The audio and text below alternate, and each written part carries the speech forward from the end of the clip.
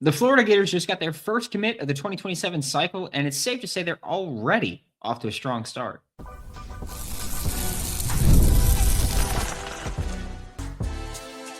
You are Locked On Gators, your daily podcast on the Florida Gators. Part of the Locked On Podcast Network, your team every day.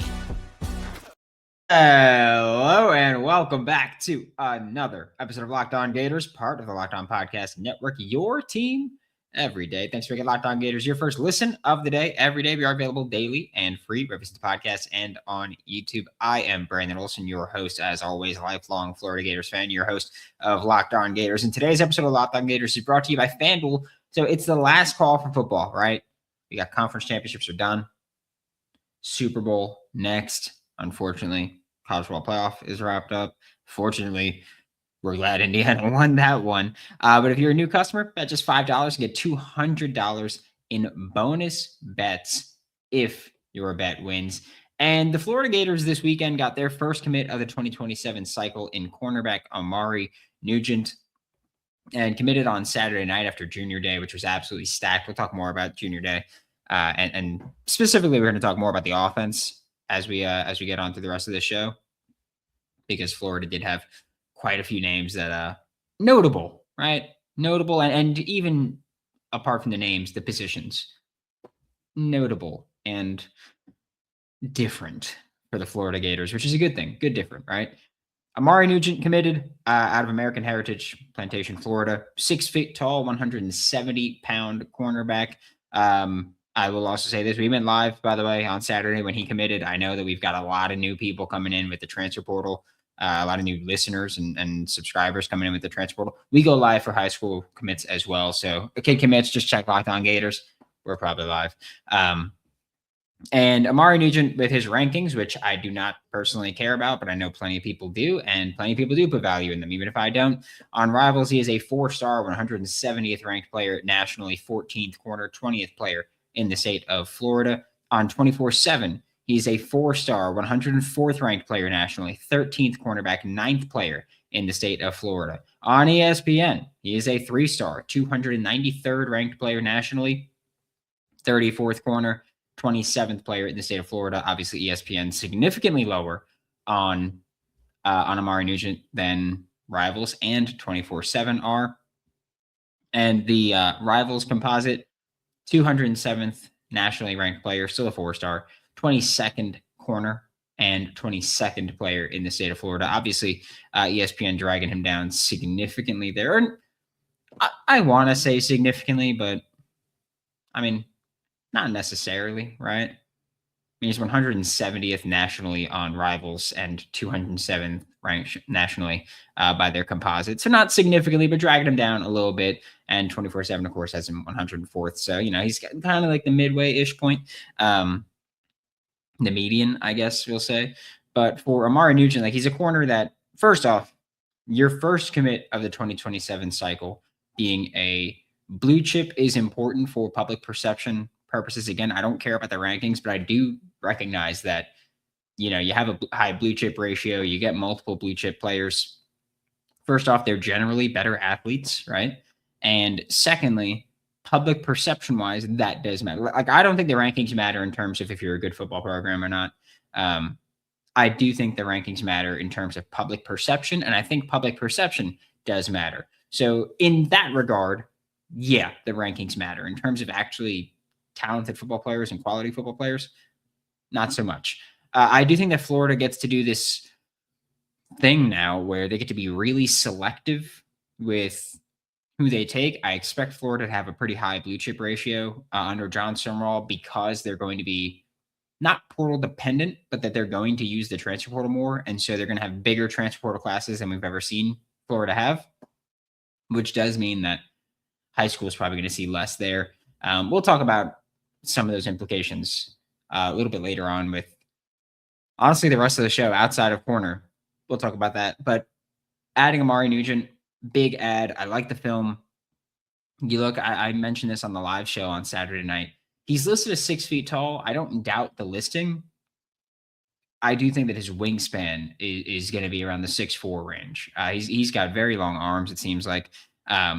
someone who's always got his eyes in the backfield. We spoke about this on Saturday night, saying like, he's a bit of a gambler at corner, and I do think that we're in a time where coaches will live with a gambler.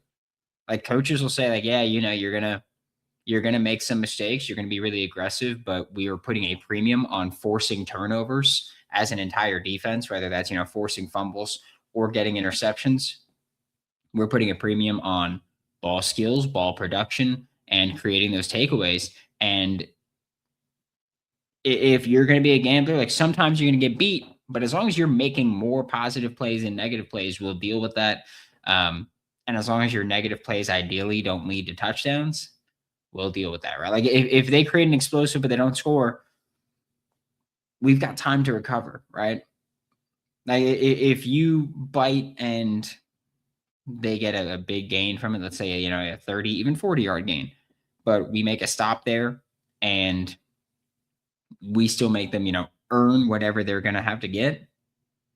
I think teams will deal with that to say, all right, well, we've still got a chance. And yeah, I think that they're fine living with it, honestly.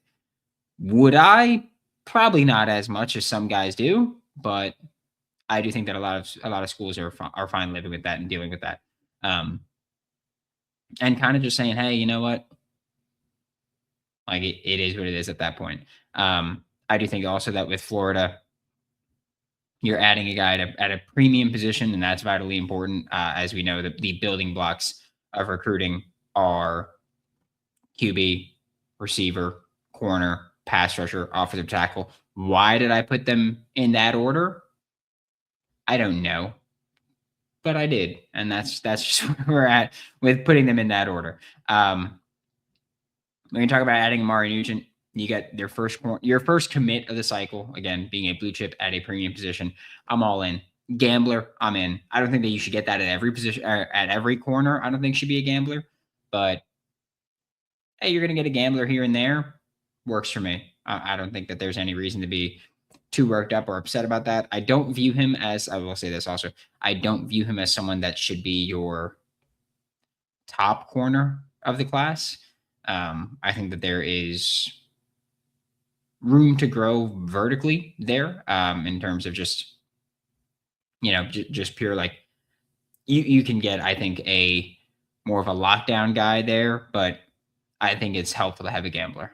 If you have one guy locking things down and one that's a gambler, someone's going to make a play, right? You're going to then throw the ball in the direction of the guy that has great ball skills like Amare Nugent.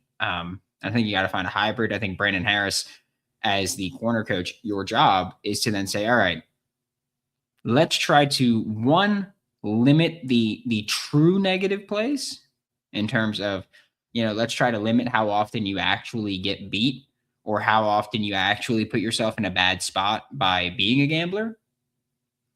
But also, let's try to just make you a better gambler in the sense of saying, hey, you're going to gamble on plays. That's fine. That's what you do. That's your style of playing corner. That is what it is, right? Like Marcus Peters did it on Saturday night. We had someone in the live chat. I forgot who it was, but they were talking about, being a Cowboys fan. They used to Trayvon Diggs doing it. You could also look at the flip side of like a Deron Bland has just been incredible at making those big plays and not necessarily putting himself in harm's way as much. Like there is a way to be a gambler, but be a smart gambler, right? And to just say, hey, I'm going to try to, bait the quarterback into making a risky throw and capitalize on that. Because there are times also where it's like you can have great ball skills and great production without necessarily putting yourself in harm's way too much by pretending or feinting that you are putting yourself out of position because you're biting on something. Like you'll see, pretend to bite on a stop and go when really like all you're doing is they stop, you take a step forward. And if you're expecting the stop to go, you take that step forward and you get right back into your back pedal. And by the time they see you take that step, they're getting ready to throw it. Like QBs do that, corners fake it. You can do a lot of it. It's a big mental game out there.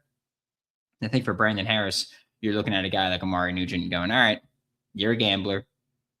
Let's teach you how to be a better gambler, right? More profit gambling. Speaking of gambling, Super Bowl's coming up. I'm going to gamble on anything possible. I don't normally do the stupid props, but Super Bowl, we're going to do it. We're going to go crazy with it. We're going to talk about this offensive line recruiting when we get back with Locked On Gators. It's the last call for football on FanDuel, and there's one final Sunday, one last kickoff, the final chance to get in on the action before the NFL season officially comes to a close. And this is Super Bowl 60, which is wild, right? FanDuel's making sure you're right in the middle of it with a special offer just in time for the biggest game of the year. So whether you're backing a favorite, riding with the underdog, we'll see what the lines are when they really come out, or building one last same game parlay, it's FanDuel. That's what you do. If you're a new customer, bet just $5 and get $200 in bonus bets if you win. So make it count, because after the Super Bowl, season's over. Then we got baseball coming up. You get basketball. But that's it. That's it for a while. Last call for football on FanDuel, an official sportsbook partner of Super Bowl 60. Visit FanDuel.com to get started. Thanks again for making Locked On Gators your first listen of the day. Every day we are available daily and free, every single podcast and on YouTube. And the Florida Gators had junior day, or another junior day, this past Saturday. Had a bunch of folks, current players and Jon Sumrall were all at the basketball game. That was an absolute frustrating performance by Todd Golden. And folks, we went live to talk about it after the game. It was incredibly frustrating, incredibly annoying.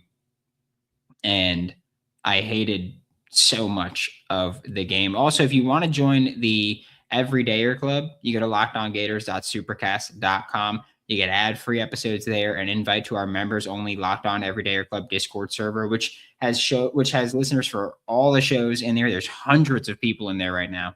So you just sign up there. Again, that's lockedongators.supercast.com to join that Everydayers Club. And the Florida Gators had a ton of offensive line talent on campus during junior day. Like, that was a clear emphasis that they put on there. I'm not going to be the type that's like, whoa, we got all these 5 stars and 4 stars on campus. That's huge. I don't care about getting them on campus, frankly. Like, I really don't. Sure, get them on campus. That's a good thing that you're in on them, but I have a hard time pretending that getting kids on campus is good enough. Florida should no longer be the school that's like, hey, we were ahead on the table. I don't care about that. This is the University of Florida. You have a serious football coach, a serious football program, a serious offensive line coach.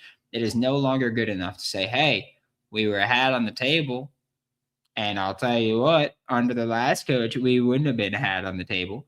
Under Billy Napier, we wouldn't have been ahead on the table. Under Rob Sale, we wouldn't have been ahead on the table. Under Rob Sale, we wouldn't have been listed in the finalist, right? Under Rob Sale, we wouldn't have gotten these kids on campus.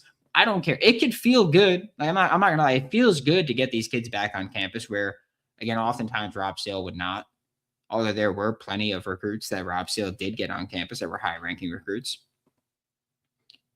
But I don't care, right? Like, I'm happy that Florida's back there, but if you're not getting the commits, it doesn't really matter. And so for Florida, like, you had 5-star Maxwell Hiller on campus, 4-star Sean Tatum, 4-star Terrance Smith was there. You did have 3-star Charlie Pisani. Like, relationships, and that's not all the offensive line, by the way, but relationships with Phil Trautwein are going to be huge for the Florida Gators to land the kids that they're actually getting, but also to just get the recruits on campus, right? Like, you talk about 5-star Maxwell Hiller, who is the guy that I think a lot of people, first off, I think Florida's leading for him right now.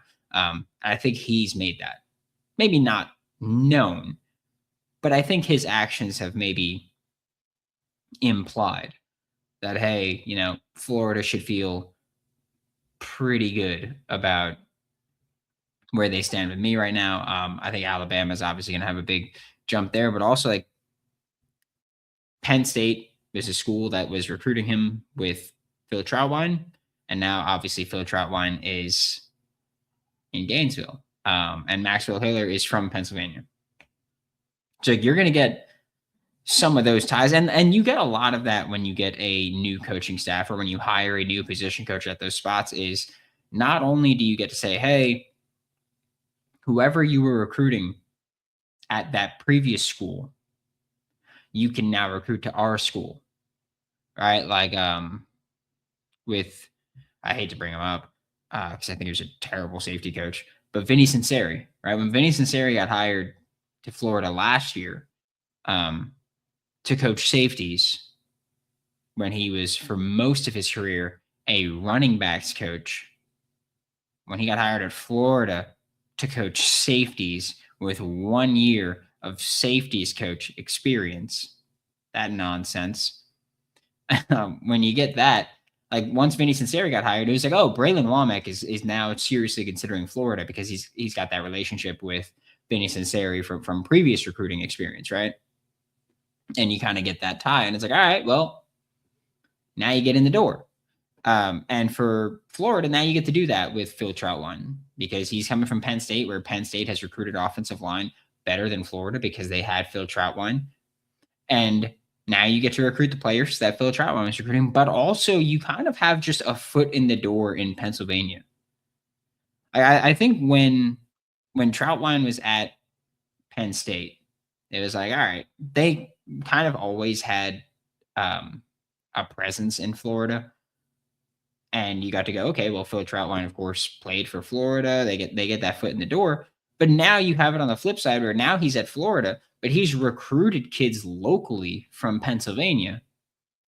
And you can get your foot in the door with Pennsylvania, and not just offensive linemen. That's not like where you have to stop. You don't have to go, okay, like we got our foot in the door with offensive linemen there. That is what it is. Like Phil Trautwein himself is going to be able to recruit also other positions if he chooses to, right? Like he can go and talk with a running back from Pennsylvania because he's got that foot in the door. He's got that relationship from his time at Penn State. You know, he was there for 6 years.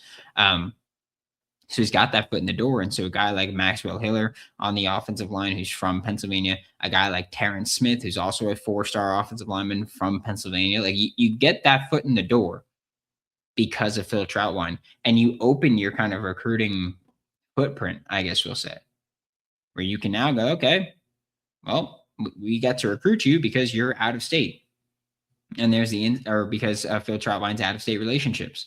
And you get guys like Mark Matthews, who's in the state of Florida, right? Sean Tatum, who's in the state of Florida, and other guys who are in the state of Florida or around the state of Florida. And you get to recruit that with Phil Trautwein, who's now actually, you know, a serious offensive line coach. And relationships with Phil Trautwein are huge. And I mentioned earlier that this 2027 class recruiting is going to be interesting, right? And important, because the risk of bringing in as many transfer portal players as you brought in, the way that Florida brought them in, does open the door for losing a good amount of portal players next year. Like Florida brought in multiple offensive linemen from the transfer portal that have multiple years of eligibility. Like Florida brought in multiple offensive linemen, like Emeka Ugorji, who just finished his freshman year on the offensive line at Stanford, right? Florida brought in Egan Boyer, who just finished his redshirt freshman year on the offensive line at Penn State. Florida brought in TJ Shanahan, who's going to have 2 years of eligibility on the offensive line. And you brought in a bunch of guys who are going to compete for these starting spots and compete for playing time. But the very real possibility, and honestly, I don't even want to call it a possibility, probability, likelihood that guys who lose those battles are probably going to transfer out. You know, at guard, you got TJ Shanahan. You've got maybe Harrison Moore. Again, like I think that the plan is for him to be a center, but you could also say, hey, you played left guard at a high level like Georgia Tech, so you could play that here. And so you've got, you know, TJ Shanahan, you've got Rod Kearney, Najee Harris right there. That's 3 guards that a bunch of people are big fans of. Rod Kearney is someone I've openly been a big fan of for years.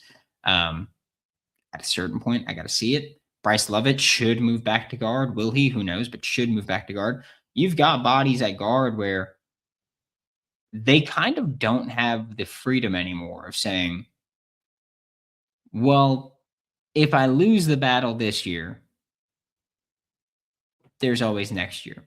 Because when you bring in guys with multiple years of eligibility and they win that battle, there's a very real chance that they might go and declare for the NFL draft, but they also might not. And they also might just come right back and say, hey, now I'm going to have a second year starting in Gainesville. And if you lost that battle last year, a lot of guys are not going to take the risk of losing that battle again, especially as they are now running out of eligibility. Rod Kearney's been here for a few years. He's got a couple years of eligibility left. If you lose the guard battle, I kind of expect you to portal. Not that I want you to, but it's what I'm expecting because you brought in guys from the portal with multiple years of eligibility, which means that, you might have a great year and then just go declare, but you might not. You might play well and declare. You might not play great, right? But you still won that battle. And so the guys that lost that battle might not be great for them to stick around for 2027. Might not be likely that they stick around in 2027. We're going to talk more about the Florida Gators. We're going to talk quarterback, receivers. Yeah, we're wrapping up the show. That's the main event today when we get back with Locked On Gators. This is Mazda's moving the game forward. For those who show that there's more to the score than what's on the screen, right? And we're going to talk about Thomas Haugh today. Thomas Haugh is someone who, we hear it all the time. Favorite player growing up was Tim Tebow. He grew up as a Florida Gators fan in nowhere, middle of nowhere, like the middle of nowhere, Pennsylvania. And we could talk about all that and talk about how cool that is, because it is cool. I'm not going to pretend that it's not cool. But also, he does all of the winning things for Florida basketball. That Auburn game was terrible. And if Thomas Haugh wasn't playing the game that he was playing, it would have been so much worse. But luckily for Florida, he was playing the game he was playing. He helped spark those massive runs that Florida got to go on. He helped spark that. And that was him. The dialing in every detail, the just giving it that extra fire, that grit, and I never quit. Love it. Mazda puts the same passion into every model. Highlights make the reel. What it took to get there, make it count. There's more to Mazda because there's more to you. Thanks again for making Locked On Gators your first listen of the day. Every day we are available daily and free every single podcast and on YouTube. And to wrap up today's episode of Locked On Gators, by the way, swampsignal.substack.com. We got scouting reports coming out just about every day of the transfer players. We're going to have high school scouting reports come out. We're going to have scheme breakdowns, which I will say, there's free memberships. There's premium memberships. Premium memberships obviously get you more content, bonus content. That's where the scheme stuff's going to be. The film breakdowns. That's going to be the premium stuff. It's $5 a month, $50 a year if you want to sign up for that. Content multiple times a week, basically once a day now, right now. So enjoy it. The Florida Gators, during their junior day, did something interesting where they brought in two quarterbacks. They brought in Champ Monds and they brought in Davin Davidson. And I doubt that they take two quarterbacks. We had a couple people in the insider program ask about it.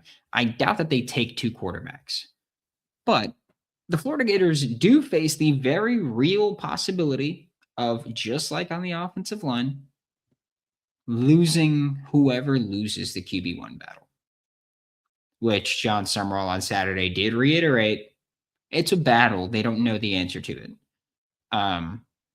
But you brought in Champ Monds, who's a 4-star. Davin Davidson is a rising 3-star right now, 6'7". He's just a giant from Cardinal Mooney, which, by the way, is not known for being this football powerhouse, but they got basically a guy or two every year that we end up talking about here.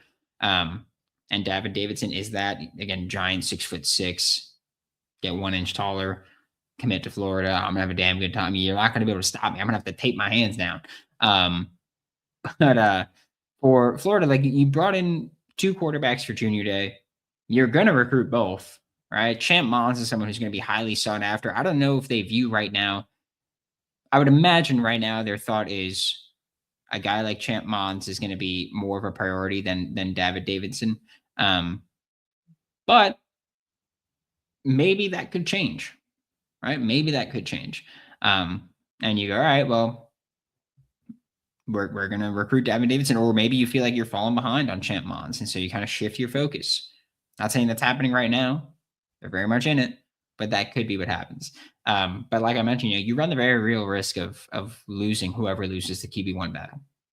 If Aaron Philo loses the QB1 battle, he does not have, he's got what, 3 years of eligibility remaining. If he loses a QB1 battle to Tramel Jones now, despite, everyone going, oh, he's got the leg up because he knows the scheme. What does that say about his possibility of winning it next year when everyone's more comfortable with the scheme? Not likely, right? So probably going to portal. If Aaron Philo wins the quarterback battle, Tramel Jones, very real possibility of portaling out should Aaron Philo not go pro. Which I'll say this now, I don't think he's going to go pro. I think he's going to be someone who's going to use probably all of his eligibility because he doesn't, like people could feel how they feel about his play. I think I'm lower on him than most people, but I still think he could be an incredibly productive quarterback for the Florida Gators. I think he could be a winning quarterback for the Florida Gators. But as a draft prospect, there's going to be those concerns that I have about his arm strength and velocity downfield. When you talk about NFL draft prospect, that's going to be just as glaring, and you're going to deal with the Kyle Trask stuff, right? Where it's going to go, hey, like people are going to view you as you're a high level backup, not a starter. Like you don't have the arm for it. And yeah, you could say Aaron Philo has more mobility, so he's going to be, and I know Kyle Trask was a second round pick, but the fact that he has never been given an opportunity, I don't think it's like people have this conspiracy where they're like, oh, he's not getting an opportunity for some reason because he's not good enough. I love Kyle Trask. He's just not good enough. Like that is what it is at this point. Aaron Philo has the legs to maybe offset that because you can now say, hey, like I've got mobility to help me open things up where I can't win in other ways. And so maybe he's an NFL guy, but I think right now you're going to need to use all your eligibility. Florida faces a very real possibility of losing whoever loses the QB1 battle. Maybe 2 QBs is the option, right? Maybe 2 QBs is the way to go.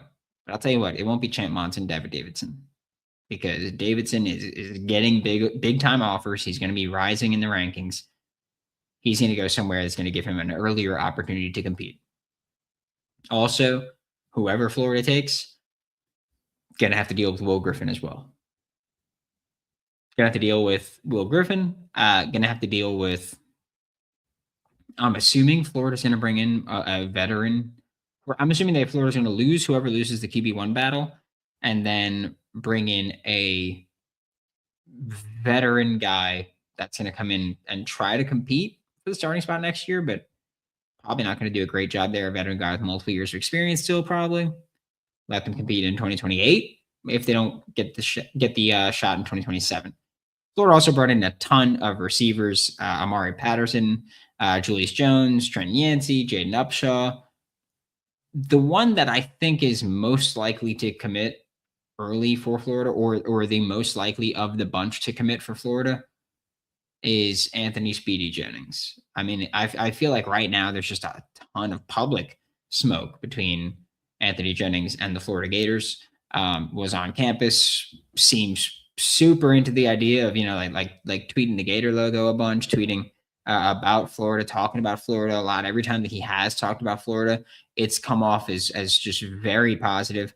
4-star receiver from Dillard, Fort Lauderdale. Speedy ain't just a nickname. All right. I'll say that. Speedy ain't just a nickname for him. And yeah, I think right now he's one of the guys that I view as a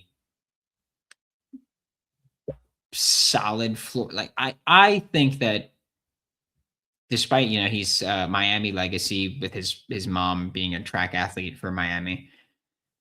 But I don't know. I think that Florida is right now the leader for him. I think that they've done a great job recruiting him. I think that Marcus Davis having that experience recruiting him at Auburn helps. And I think that, a lot of people overlook the relationships nowadays with NIL.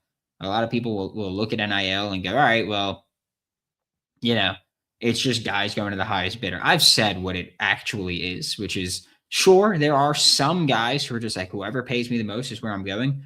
But the way more likely option and the much more realistic scenario that you do see is recruits go to schools and they speak with coaches and they figure out what school their leaders are, right? Whether that's I have this relationship with this coach, whether that's I want to play at this level of football, so I'm going to go to this school, whether that's this coach gets guys to the NFL, no matter what it is, they have those relationships with kids, or the kids have their schools that they prefer. And then, sure, it might become any of these schools that offer me the most money or the best NIL deal. That's where I'm going to go. So it might be that. But this is not as simple as, oh, yeah, it's just money. You need an in, and then you can talk money. And for Florida, your in is Marcus Davis, who has the relationship recruiting Anthony Jennings from Auburn. And now I can only imagine that you were entertaining Auburn with Marcus Davis, right? And Alabama is not, it's not Oregon, right? But I can only imagine being in state helps Florida there on top of the relationship, and on top of you're probably going to have quite a bit of receiver availability because you went into the portal for guys like Eric Singleton, Micah Mays, Jalen Lloyd, Bailey Stockton. Like you went into the portal. 2027 might be crowded, but 2028 wide open at receiver right now. And also Florida going to rotate. 2027 playing time will be available. Thanks for making Locked On Gators your first listen of the day. Every day we are available daily and free, whether it's the podcast and on YouTube. We will be back tomorrow at the absolute latest for Locked On Gators. I'm Brandon Olsen. Don't forget to follow me on Twitter at WNS_Brandon. Find all my written work about the Florida Gators with swampsignal.substack.com, and I will see you all next time.